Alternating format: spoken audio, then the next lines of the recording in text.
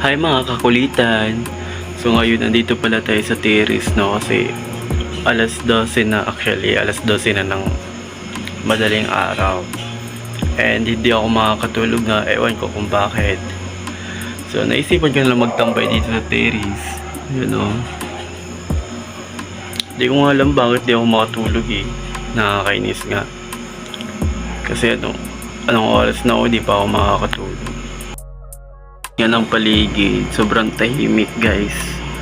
Parang ako na lang ata yung gising eh sa mga ganitong oras. Akalain mo ba naman alas 12 na ng madaling araw? Hating gabi na masyado. Mag-aalauna na nga eh. Ayun o. Sobrang dilim na ng paligid. And di ko nga alam kung bakit hindi ako makakatulog.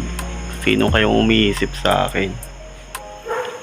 Sabi nila pag ganito daw hindi ka makakatulog, may ano doon sa'yo eh. Sino kaya yun? So ayun, pumasok na nga ako dito sa bahay. Dito sa loob ng kwarto ko. And dito na lang ako magpapaantok. Sana antukin na ako. Anong oras na? Mag-aalaunan na te. Di pa ako nakakatulog. Sige, yun lang. Bye bye mga kakulitan. See you pa.